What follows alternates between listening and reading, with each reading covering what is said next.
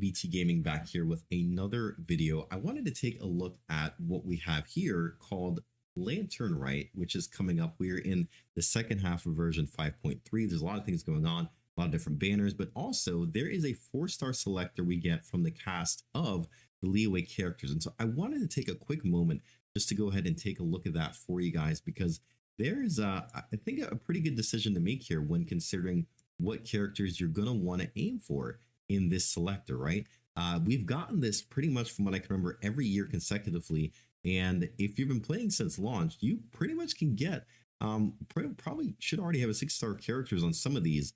And if you're a newer player though, I do want to delve into what considerations you should be making when looking at these characters. So let's go ahead here and just take a look at the first one we have up here. For me, this is going to be the tried and true Xing Cho.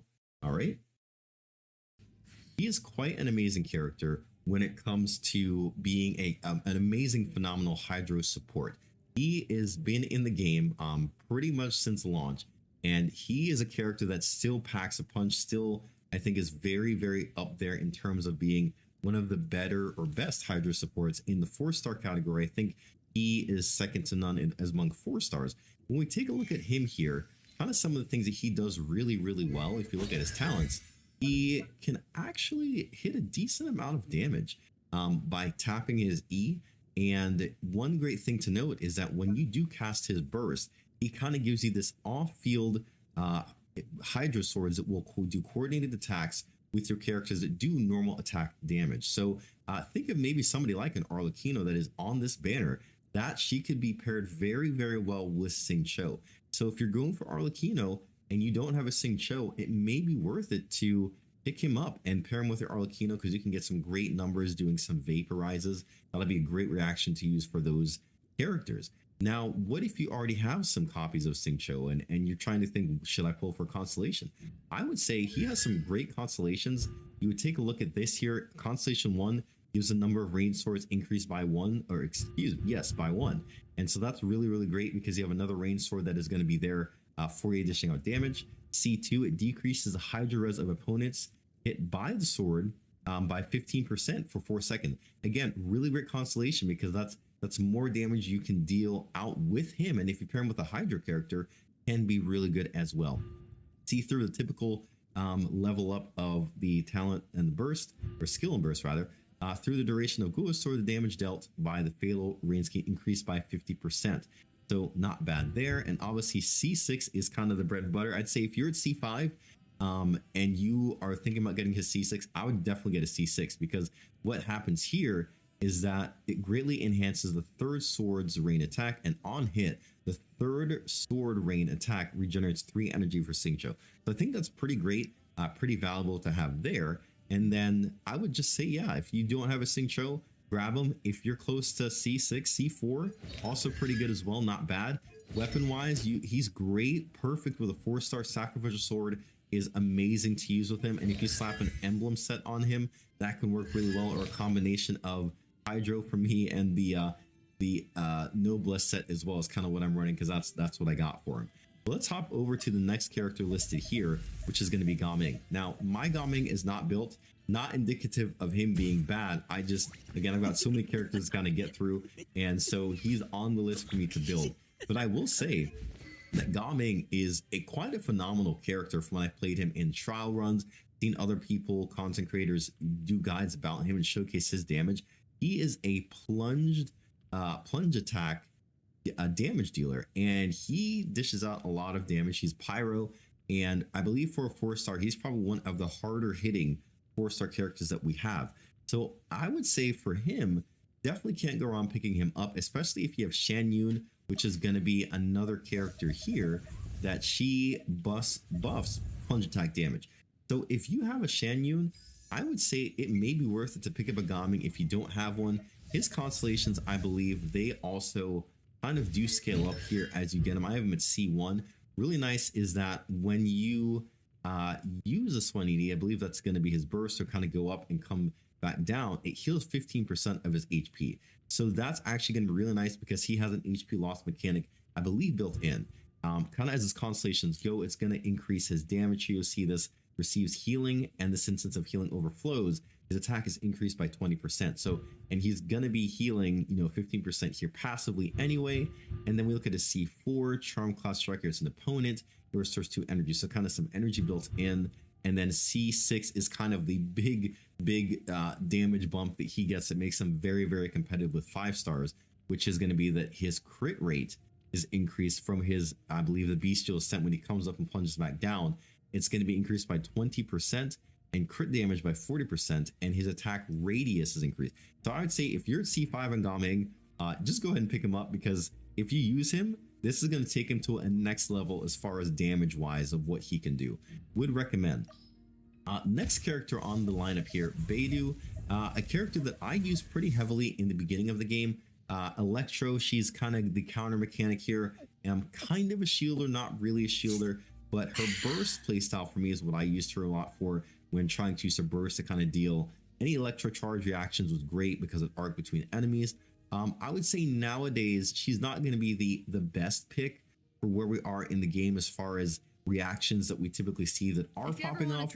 But again, not a bad character by any means. Next in the lineup, we also have Chongyun. I have a soft spot for Chongyun because I really like Chongyun. The downside for me is that Cryo is just kind of in this weird space where it just can't quite compete. Again, Shenhe is on Chronicle Wish, so maybe you might want to pair Chongyun with Shenhe and some other buffers, and you might be able to kind of get that damage out of him. But I would say check the Jonathan. He is a Chongyun main. He might be able to give you more than I can. But personally, I'd say if you're looking for a damage dealer, cryo-wise, Ganyu is a great cryo damage dealer. Ayaka, also great. I would say you might want to lean more to those characters and kind of see what happens there. Lanyan, next character on the list, I do not have. But from what I hear, she's going to be an Anemo shielder, and very unique in that her shield will be triggered based on the reaction that's done. So it could be a great addition to your account if you need a shielder, need an Anemo user. And she's new, right? So for me, myself personally, I have all the characters on here. Majority of them are C6. So my pick is probably going to be Lanyan, more than likely, right? Because most of my characters being a player from day one are already C6 on this. So that's a consideration to make as well. Kind of going further on here, Ningguang is another character that we have on the banner. Geo, she's a Catalyst user. Pretty good damage actually with what she can do with some of the characters that have been released. She's not bad at any means. I say that there are quite a bit of Geo characters that are pretty good, but she still has held her weight fairly well. Characters to pair her with, Shalonen can definitely be a big boost to her. Somebody like, trying to think, Chiori also could be very well paired with your Ningguang to kind of help bolster her damage. So something to look at here. As far as constellations, my Ningguang is C6, and I believe when she gets to C6, that's kind of where she kind of grows quite a bit here, because she gets 7 of those stars that she can use for her charge attack, and they can dish out a lot of damage. So not bad at all. Moving on, we have Xiangling, who is a really good character. She has held her weight. You get multiple copies of her just throughout the game, I believe, early on from Spiral Abyss and just different things there. So I would imagine by now you have a couple copies of her. I would say if you can get a Xiangling, then go for it. Again, you probably should have one because you at least get one through doing the Abyss. So I'd say do that, and you'll at least have C0. One thing that Xiangling really is hungry for is energy recharge. So a couple of her constellations do help with that, because you're going to be mainly using her burst, right? So with this C1, Guoba, they reduce the pyro res of a opponent if Guoba hits. That's her little companion there. Last attack in the normal attack sequence. It's kind of not something we too much worry about. And then we jump to C4. I would say that C4 is a very big tipping point for Xiangling, in that the Pyronator's duration, which is going to be the main source of her pyro application, is going to be coming from this. So I would say C4 is such a big thing to aim for Xiangling, that if you're at C3, I recommend going for the C4, because that could be definitely account changing to have that Pyronado going about a bit longer. And if you don't really have any of the pyro support and she's the one you have, then yes, I would go for it. Now, if you have other characters, right, we have the Pyro Traveler who can also do some off field, but his is a little bit hairy there with the time And Shengling also deals a decent amount of damage, has some kind of buffing capabilities as well, so not bad as well. The duration, all party members also receive a 15% pyro damage bonus, so that's not bad by any means to have. So again, pretty good support when it comes to pyro here. And then the last couple I'm going to talk about, when it comes to Yao Yao, my Yao Yao you will see is not built. Again, not because she's bad, because I've just not gotten around to building her. I also have Nahida. So when it comes to Dendro, I typically lean more towards Nahida. But Yao Yao is a great healer and really, really simple to build from what I understand. Definitely going to probably want to put more like HP on her, and she can heal you. And her healing is pretty good. I actually played with a friend's Yao Yao the other day and was pretty surprised by the amount of healing that she outputs. So a good option there if you don't have Nahida, if you're looking for a Dendro healer. I would say constellation wise, she's not C6 for me, but one thing that helps is C1, where active characters within the AoE will gain a 15% Dendro bonus. So again, kind of some buffing here for her that can help with Dendro characters. C2, while affected by the Adepta Legacy state, White Jade Radish explodes, hits an opponent. Energy restoration is not bad as well. Then we kind of get into Yao's elemental mastery increase based on her max HP, so kind of gives her some passive damage there. I would say for Yao Yao, honestly, she's one of those characters where you don't really need constellations for her to be like operating the way that she needs to be. I would say honestly a C0 Yao Yao is perfectly fine, right? If you need a Dendro healer, pick her up. C0 is perfectly fine. Slap some HP percent artifacts on her and you're gonna be cooking for sure. Next character in this listing is Yanfei, and honestly I have a spot for Yanfei. When I compare Yanfei, you can kind of compare her directly against Klee, and I personally enjoy my Yanfei over Klee. It's less clunky, it's more straightforward, and I found that my Yanfei is actually like pretty decently built, at least from my end of things here. 68, 186, and I can make this build better.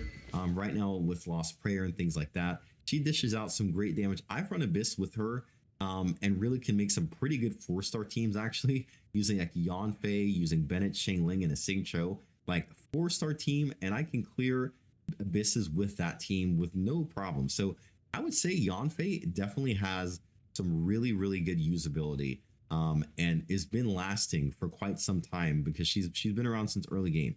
So I would say if you want a Yanfei, pick her up.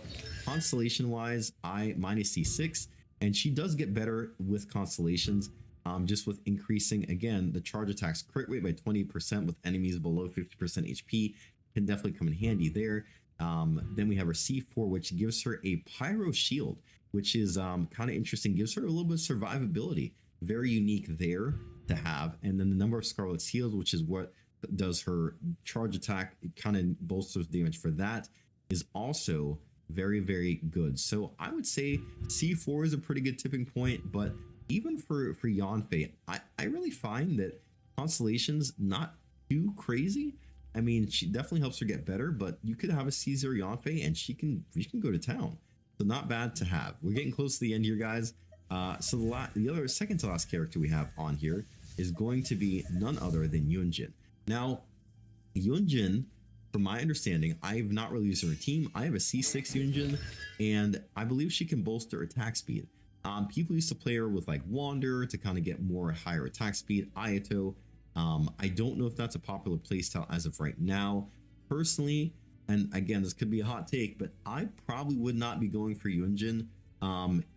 Just personal preference, not a character I found that I really had to build or have necessarily a need for, just because the attack speed niche just has not really been something that they've kind of talked up in the game. So a character I wouldn't necessarily go for, and kind of similar feelings here when we talk about this next character being, if I can find her here in my listing. I am struggling here. Where is she at? Where do we have our Xinyan? So we have Xinyan here. Again, I have her C6. She is kind of a pyro shielder. I believe she's actually gotten some usability with some other characters coming out. With burning reaction, she might be good. I've not really played into that much, but she's a pyro shielder. Again, you have characters like Toma as well, but to be honest, I can't really speak too much about her personal damage. I think she'll definitely give you a pyro shield. She'll give you a little bit of pyro application, but I would say if you're looking for Pyro application at that point, you're better off going for Shangling if you don't have her, or the constellations like C4 to extend that duration. So that's kind of all I have for us here as far as the Chronicled Wish banner. Let me know if this was helpful. If you maybe never had these characters, maybe you're a veteran player, let me know if it was still helpful for you. But hopefully this gives you guys a little bit of things to think about before you kind of just go in and make a blind pick, because it's going to depend ultimately on your account. What does your account look like? What characters do you have? What character can you pair with the character you want to pick that might help elevate your account? So without further ado, guys, thank you so much for taking the time to watch. I will catch you in the next one, and hopefully happy Lantern Rite. Peace.